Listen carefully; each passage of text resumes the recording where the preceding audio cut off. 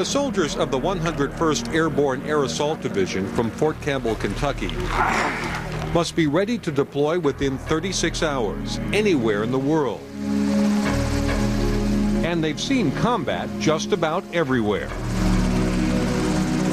Airborne infantry file into buses for their last land-borne ride until D-Day. They fought to support troops landing on the beaches of Normandy. They fought in the jungles of Southeast Asia. And they fought in the desert during the war against Iraq. Now they're preparing for a different kind of mission.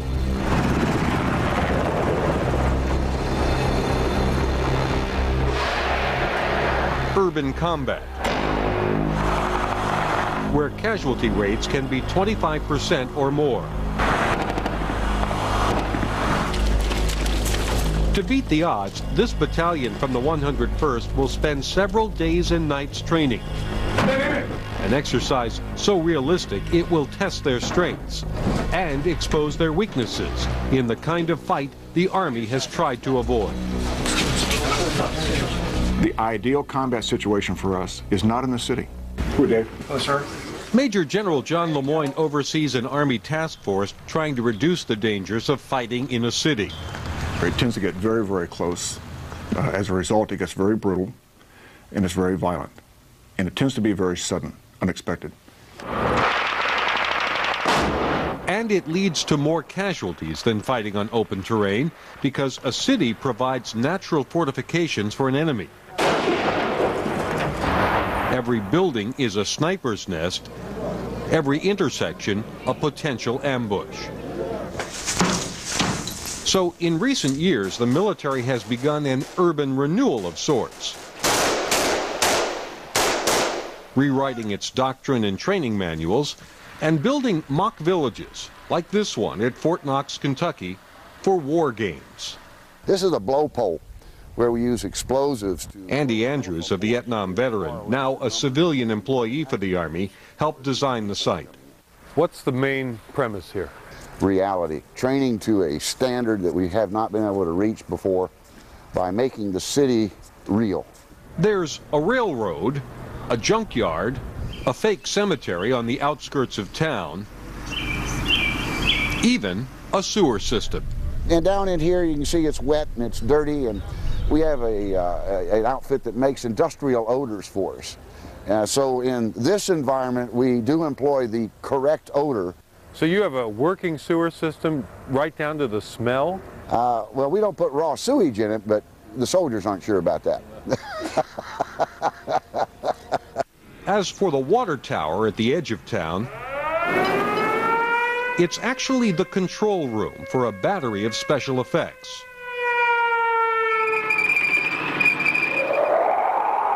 Sounds bring the village to life.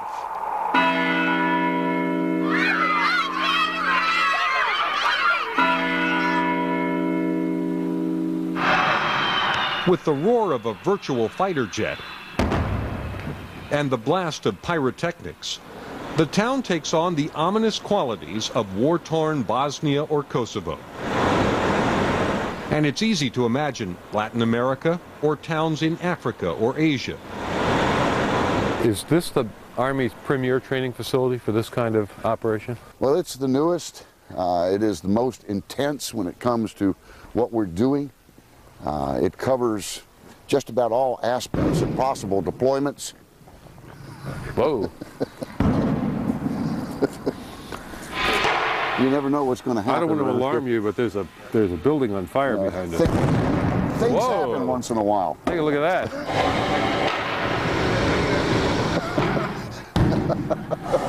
The soldiers coming in here, they have any idea this pyrotechnics are going to take place? No. It's just as we're experiencing now is what they experience as they come through here.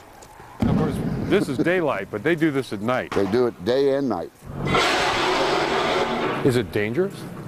They think it is. Realistically, it's not. We can't kill them in training. They know that, but the stress levels that are imposed by many of the things that we do in here gives them the feeling of being in combat. For combat here, the soldiers use blanks in weapons rigged with lasers. Here and here. Sensors mounted on the soldier's chest and helmet emit a shrill alarm when someone is shot. Aim center mass of his body, fire it, and it goes off. The Army has more than 30 of these urban combat training facilities around the world and plans to build 7 more. Despite all the talk these days about future high-tech wars fought by remote control, the Army believes that small-scale conflicts that threaten world security may ultimately draw its troops into the dirty job of taking a city house by house. Go! As the Cold War has given way to regional conflicts and the war against terrorism, U.S. military missions have also changed. Pentagon planners now envision their troops simultaneously delivering humanitarian aid, putting down riots, and engaging in combat, all within one city, possibly within a few city blocks. A new infantry training manual is chilling and blunt. Urban areas are expected to be the future battlefield, and combat in urban areas cannot be avoided. Times have changed. Politics have changed. Right now, our most likely threat is a small-scale contingency, an asymmetric enemy who wants to get us in close, so we lose the advantages of most of our high technology. And they're banking on the American public and the American media for casualty reports to influence our will. In the mock city at Fort Knox, the bad guys are played by 34 soldiers from the 101st, now members of a fictional militia called the Cortina Liberation Front. In the training scenario, the insurgent CLF has captured the town, part of its goal to overthrow the elected national government, which has close ties to the United States. The good guys, 380 soldiers from the 101st, will have to take the town back. Much of the burden will fall on the squad leaders. We're moving 700 meters from LZ Eagle to the woodline. Men like Sergeant Esteban Springer, charged with executing the orders that come from the top. It's really hard. That's why we're training on this level, and training repeatedly over and over, we'll get better at it. And Sergeant Matthew Hamrick, a combat veteran who knows the risks. Make no mistake, we're in a professional business and people die, and I don't want it to be my soldiers, the ones that die. Reconnaissance teams will be in 2 to 5 man elements. Over the next 4 days, soldiers from the 101st will draft a battle plan. Move through the wood line across this phase line. Practice their moves. Go, go, go! Then fight for their lives in the dead of night. Watch out, watch out! In this war game, the emphasis is more on war than game. The skills learned here could mean the difference between life and death if the next mission is real combat in a real city. Right here, right here! Coming up, Hey, up against the wall! the fatal funnel. Can these soldiers make it through alive? Let's go, sir! We have a saying, fight the enemy, not the plan. You know, they're not going to play by our rules.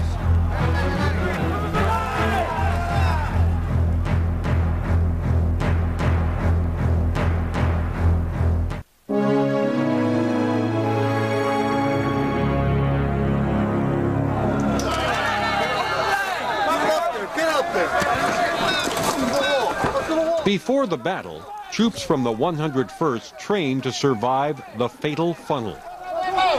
The fatal funnel is that point where you go into the room, 1 meter into the room, 1 meter on each side of your entry point. Hey, up against the wall! Go, go, go! If you got a bad guy in there, he's the one that will be oriented at the fatal funnel.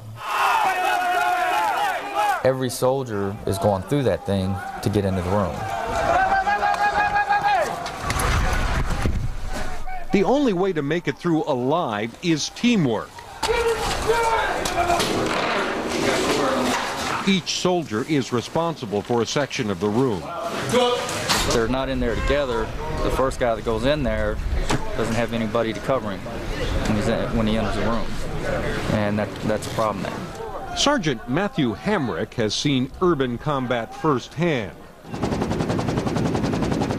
As an elite Army Ranger, he was part of the 1989 invasion of Panama to topple General Manuel Noriega and arrest him on drug trafficking charges.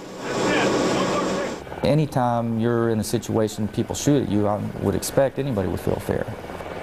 I don't know how I deal with it.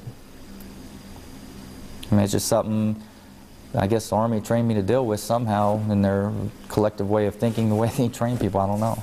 Got a room to your left? Go left flank, go. Now with the 101st Airborne, Hamrick helps lead Charlie Company, training his men to kick the Cortina Liberation Front out of the mock embassy at Fort Knox, the biggest building in town.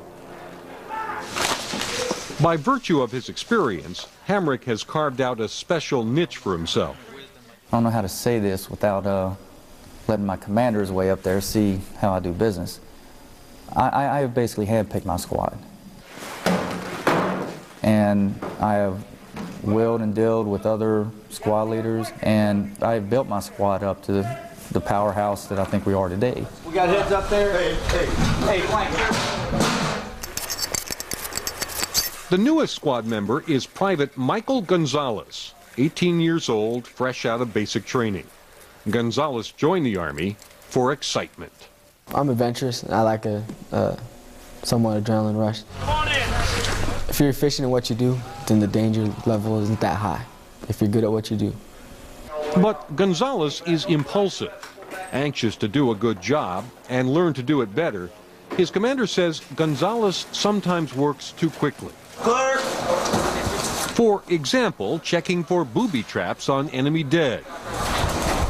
Do it the wrong way, someone gets killed. Sometimes I just go too fast. I guess it's just the adrenaline trying to just do it, you know. For 3 weeks now, I've been trying to get that through him, and he's picking up on it now. I try to do efficient, but yet fast. It's not something you can learn overnight. Not overnight, but the sooner the better, because urban fighting is taking on a new importance in the Army. It's a major shift from the mindset of the Cold War.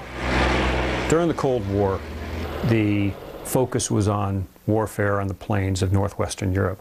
That urban terrain has taught us a great deal about adapting. Russell Glenn is a military analyst at RAND, a West Coast think tank. He says that when Cold War tactics were applied to Desert Storm, the lesson was clear. You probably can't beat the U.S. on open terrain.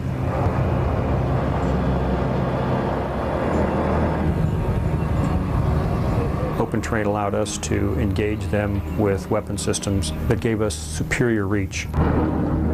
We had systems that could reach out and kill them at the ranges where they could not kill us.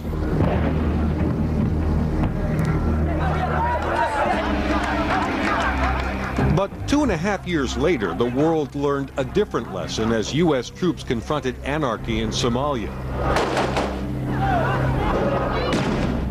What began as a humanitarian relief mission turned into a manhunt for combative faction leader Mohammed Farah Aidid. During a raid by U.S. Special Forces, Somali fighters on the ground, with what U.S. intelligence believes was help from Osama bin Laden's al-Qaeda network, shot down 2 Army Black Hawk helicopters. In the ensuing gun battle, the worst firefight since the Vietnam War, 18 U.S. soldiers were killed, 73 others wounded. Hundreds of Somalis were killed and wounded as well. Somali crowds dragged the bodies of U.S. soldiers through the streets.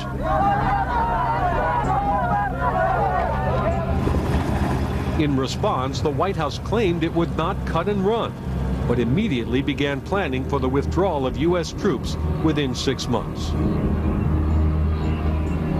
And some in the Pentagon believe Osama bin Laden concluded the U.S. military could be defeated simply by inflicting casualties.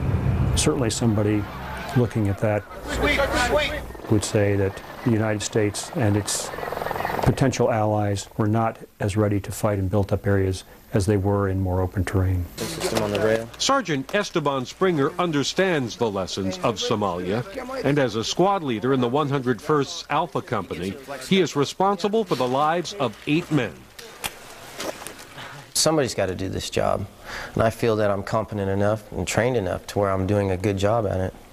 At the Fort Knox training site, Sergeant Springer and Alpha Company will attack the hotel. Strategically important because it overlooks the main street. Pick it up. Start pushing up. You have to train like you fight. Springer's men have traced out the rooms of the hotel. They rehearse their moves in preparation for the mock battle. They can run drills over and over. And if you make split decisions at a moment's notice while you're training, then in combat you'll be able to make these decisions also. There you go. And you just pick up. It's a tight working environment. You're inside a building. You want to maintain 18 inches off the wall because bullets could glance off the wall and hit you. So smooth. You want to be able to be right next to each other, and then you go into your motion into the room. You guys will come out, then you just pry it off around this corner here. It's like you're flowing into the room itself from the hallway. And then you come in and move into your zone of domination. The training starts at low intensity, so newcomers like Private Anthony Guyton can keep up. Guyton, you're going to have to be clearing the steps. All right? Just like that. Guyton joined the Army 8 months ago to escape a poor neighborhood in Queens, New York. Just like everyday ghetto environment, urban, bad stuff, and hanging out late and stuff like that. Guyton views the Army as an opportunity to build a career. I actually picked up Guyton at battalion headquarters when he first came to the unit. He seemed like the model soldier out of basic training. Yes, sergeant, no sergeant, standing at parade rest. Got the big opener. Right. What Guyton resists is the squad's unofficial pastime, chewing and spitting. Oh, never. I'm a city guy. I tell them all the time, I say city people don't chew no tobacco. Forget that. No, never. You're going to be down the hall. But their differences haven't diminished the loyalty Guyton feels to the other men. They're responsible for each other's lives. It's a bond you meet just instantly. Whereas even when I was home, like the people I grew up with all my life, we never had that bond. I love these guys. I love my family. I'm willing to die for these guys just the way I'm willing for my family. Go. Come in. Entering and clearing a room, each soldier has a specific assignment. Guyton knows he could be called to work any position in the event a comrade falls in battle. If you practice, you can always make up for your mistakes. And if you do it for real in war, ain't no time for mistakes. A mistake can cost you your life. When we return, the Cortina Liberation Front digs in for a fight. This is going to be our most casualty-producing weapon right here.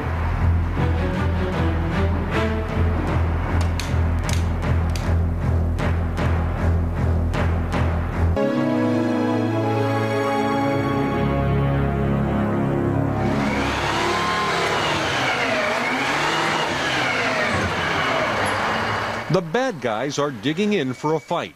34 soldiers from the 101st are playing the enemy, the Cortina Liberation Front. The more experienced have learned from previous war games how to use the urban environment to their advantage.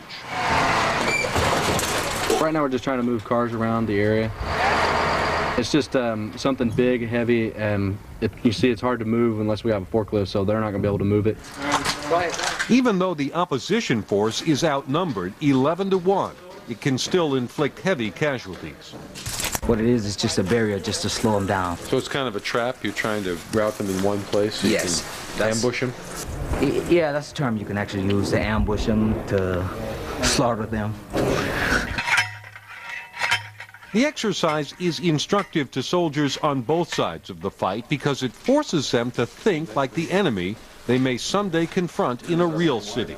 Is this wired up with explosives or just wired up so nothing opens and closes? Well, we're going to put the explosives on the doors too. Okay. All those little things we made. All right. Coming through as a platoon into a building like this, every turn you turn, there's something there. We're going to have to put something on the elevator. You have to be on your toes at all times, and every corner you turn around, there could be someone there. There could be a mine there, so you got to watch yourself and your buddy. I may give you back a sniper team in the platoon, all right?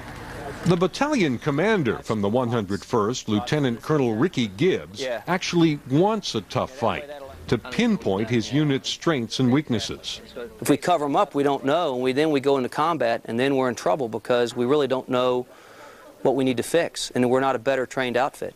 And that's the way I want you to fight it. Gibbs even tips off the opposition force to his battle plan to make it harder for his own troops. And I see this thing going with the two big fights being here and here. Right now we're just trying to barricade the downstairs. There you go. So they're going to have problems getting upstairs. Once they get into the wire, they're going to have problems themselves. Unroll those and put those down in there. We're the only ones that knows where everything's at, so they're going to be running around, turning a corner, and they realize they can't get there, and hopefully they'll bunch up, and then we'll have people in good spots with good shots. The opposition force can fight dirty. It doesn't have the same rules of engagement that govern U.S. soldiers. So anything goes.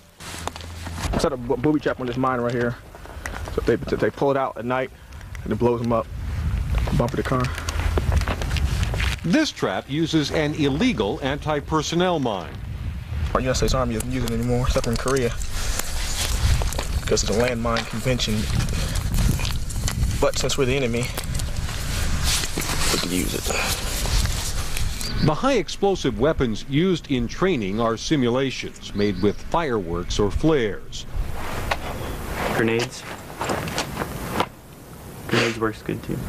We have mannequins that you can see around the buildings, and hopefully they change their plan and try to attack those positions when actually we're not there. For the op force to prevail, what would have to happen? Well, I think probably if they rush. If they rush too much, they'll run into buildings without thinking through their tactics.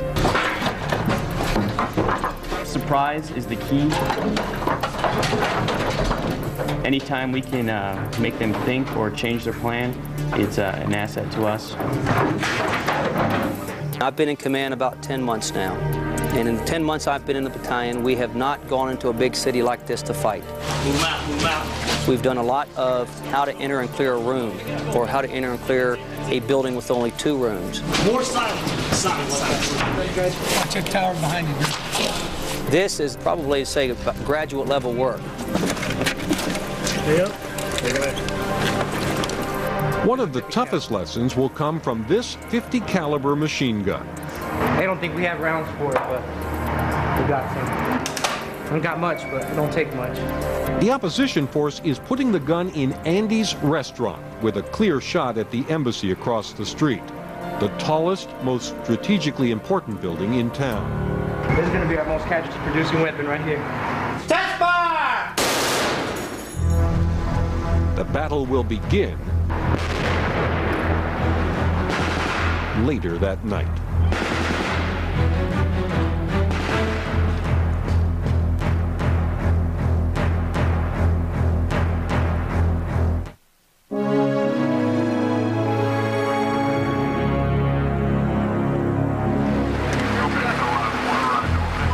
Steel 6, Bulldog 6, I understand you said you cleared the 3rd floor of Building 12, over.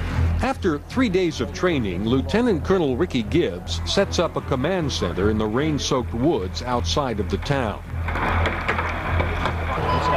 He's about to find out how he and the men he leads might fare in a real battle. All right, good.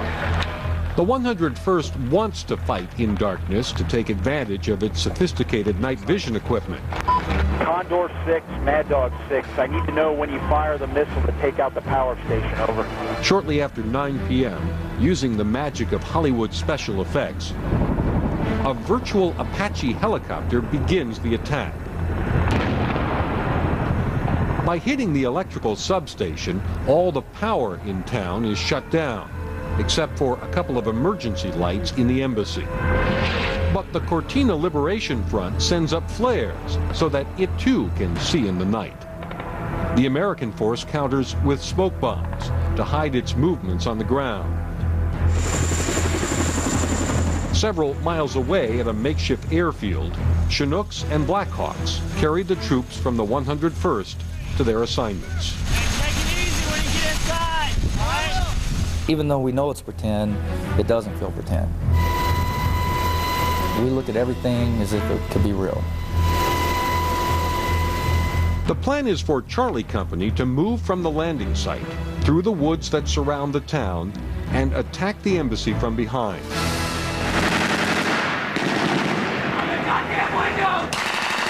The soldiers want as much cover as possible because most casualties occur getting into buildings.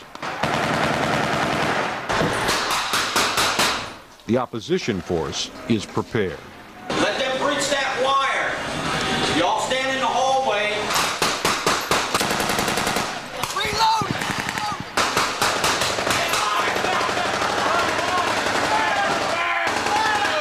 Are you ready to get in the fight? Roger, Sergeant. Come on. Let's go. The bad guys have surrounded the embassy with concertina wire. Not impenetrable, but cutting it takes time. I was thinking before, you know, it's just another training exercise, you know. But when you're actually doing it, your heart starts racing, and my knees started shaking a little bit. Charlie Company blows a hole in the wall to enter the compound. It's safer than climbing over the wall like they'd done in training the day before. They're breached on one. Inside, the battle is intense. All right, go. I knew the bullets weren't real.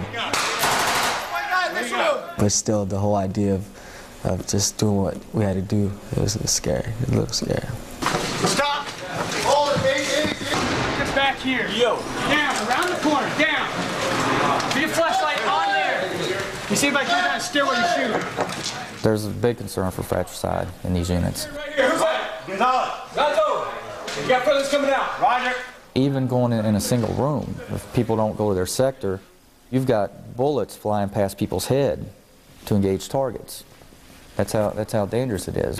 Go. 1, 2, 3.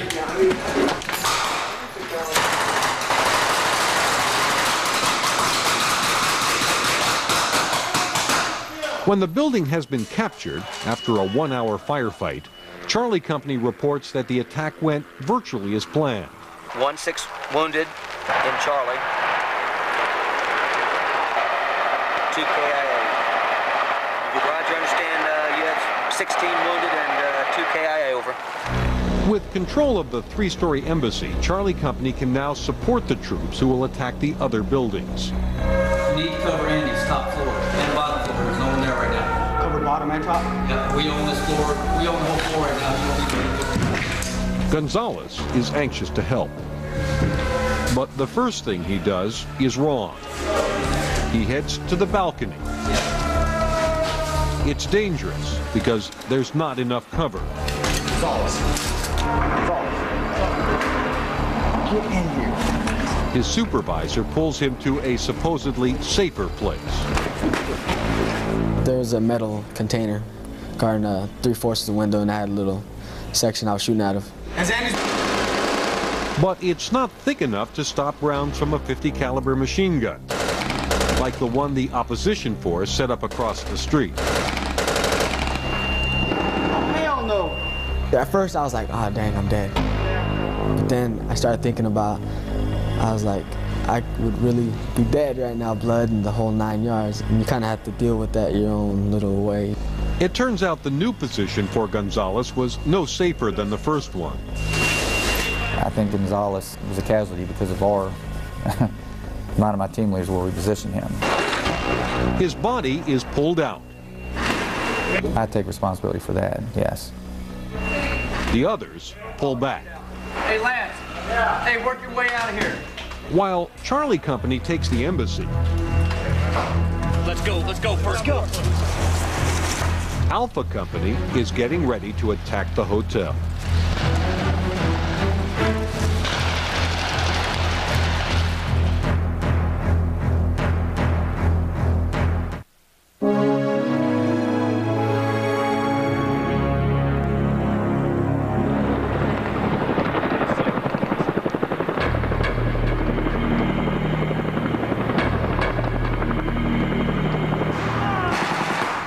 While Charlie Company attacks the embassy,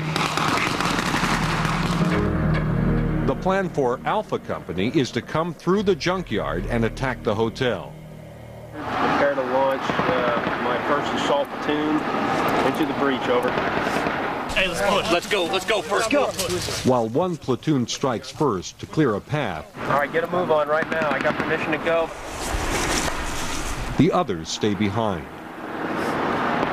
Seemed like a long wait, but we train for that too. That's where the mental part comes in.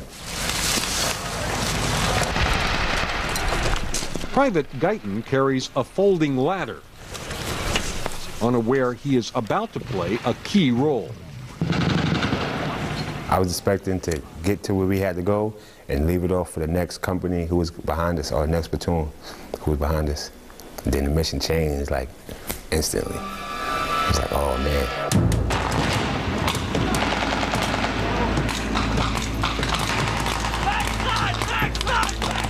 When his team gets the signal to move forward, Guyton and the others learn that the first floor of the hotel is too heavily barricaded to enter.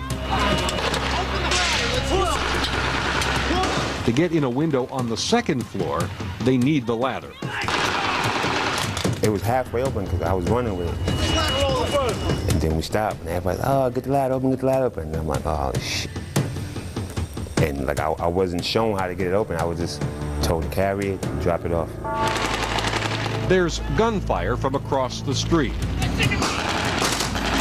Sergeant Springer, who is supposed to lead his squad, We got a squad leader down. is one of the first casualties. I was pretty upset, actually. So I felt that I failed my squad by being assessed as a casualty, unable to help control the two fire teams. His next in command takes over. Keith, you're the man. You're the man. Hey, Springer's down. Shit to mark. I felt that I let them down by doing that, and just everything was not going according to the plan. Let's go. Hurry up. Come on. When they get the ladder open, they discover it's too short. So the guys were actually having to jump from the ladder to the windowsill, and then there was another man in the windowsill help pulling them in. Hey, magazine. Finally, inside the hotel, they confront the opposition force head-on. Outside trouble. We know that. Let's go. Get in there. Alpha Company slowly takes control. Are you in the lead up there? Everybody but Weeks, get out of that room.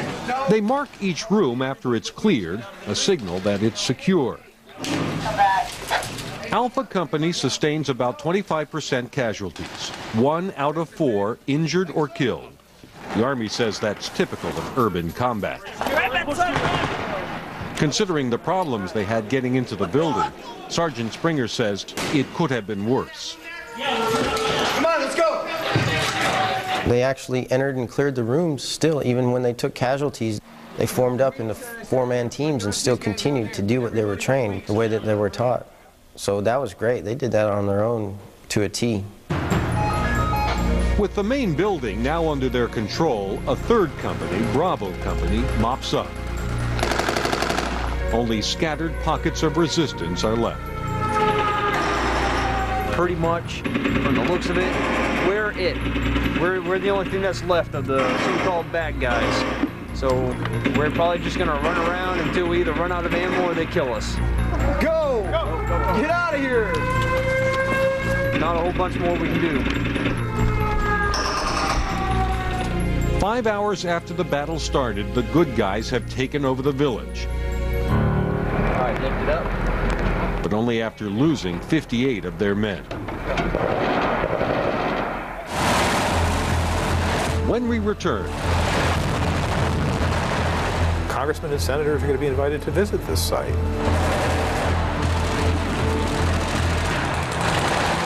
Senior State Department officials will visit these sites. And it's quite easy to develop the impression in your own mind that you're better at this than you are.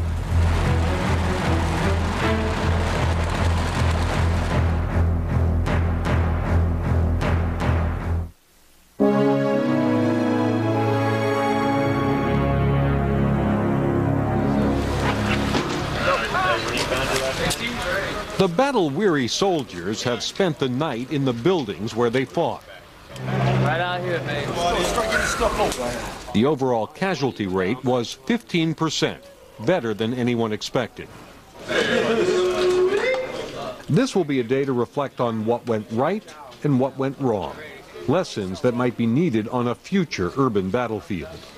I think overall, the overall fight was faster than what we anticipated, and we were able to get through the town. We were taking bets on how long it would take to take this town down. And it went from 1 o'clock in the morning to 2 o'clock in the morning to 8 o'clock in the morning. And we finished the fight and destroyed the enemy about 2 o'clock. But the training is not quite over. In the building, you're safer than any place else. And what we were doing was, we were outside just standing around. Soldiers from each unit meet to critique themselves. Alpha Company meets in the lobby of the hotel, now their hotel. Private Guyton, Sergeant Springer, and their platoon leader, Lieutenant Al Snyder. I'll tell you one thing, this is a perfect opportunity just to look back. How many new guys we got here? First field problem. All right. What did you use to mark the rooms to clear them? There's no top brass, just the guys who pull the triggers. As they analyze the battle from the previous night, they can see how small problems combine to create big ones. At the beginning, there was incomplete information from the first group to attack the hotel. Communication stopped. The CO, the commander, thought that the breach was secure when it wasn't. As a result, the next group was called up too early, Sergeant Springer's group. I think if we would have waited probably another 20 minutes, we would have done a lot better going into the building. Rushed from the beginning, things only got worse when they needed the ladder. This right here, pull up! Hey! The only thing that we lacked on rehearsing was actually employing the ladder itself. You pull us up, pull us up! And when we got here, we didn't have the ladder fully employed all the way. Pull that up! Hey! What up with goddamn? That was initiative when we went up that ladder, okay? We'll get better, and that's why we train. The training has taken on new urgency in the wake of the September 11th attacks. Move it! Come back! Defense Secretary Donald Rumsfeld has ordered his commanders to draw up plans to take the war against terrorism to other countries. Some in the Pentagon want to go back to Baghdad and remove Iraqi President Saddam Hussein from power. Also under consideration, a return to Somalia, where Osama bin Laden's al-Qaeda network is believed to still be operating. Missions that, in all likelihood, would require fighting in cities. It is not our intention to reduce cities to rubble while they hide in there. We will find clever ways to go after us, but it's extremely difficult. Very few people know of any more difficult kind of warfare. But if cities are such horrible places to fight, why not just avoid them?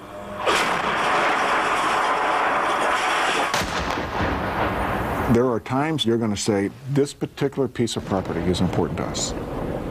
We want that airfield. We want that seaport. We want that rail junction. We want that tunnel or that bridge. And if that's in a city, then go get it and then hold it. By the year 2030, 60% of the world's population will live in cities, many of them rife with the conditions that breed political instability. The world today is more urbanized. The focus of national diplomacy, of national politics, of, in many cases, military strength are in built-up areas. We're not going to necessarily be able to pick and choose where we want to fight or when, and certainly not who. And if they're smart, and most of them are, they'll look for any advantage that they can find. That advantage often lies in a city. Everybody in? As soldiers who train for the fight quickly learn. But while the intensity is a sobering experience for the participants, some experts worry that the realistic training may be confused with the real thing. MIT professor Barry Posen is a specialist in U.S. military policy. Congressmen and senators are going to be invited to visit this site. Senior State Department officials will visit these sites. And it all looks very can-do. And our Army knows how to do this. And that's true. They will know how to do it as well as it can be done. And it's quite easy to develop the impression in your own mind that you're better at this than you are.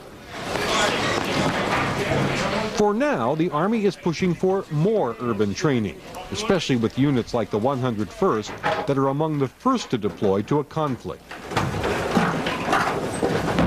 This is the way of the future. We fought in the jungles, we fought in the desert, and now it's a new place to fight. Even after leaving the mock village at Fort Knox, the 101st urban training continued at other sites. Top officers say that with the additional training they've had in recent weeks, they are ready, more than willing, and confident they can do the job.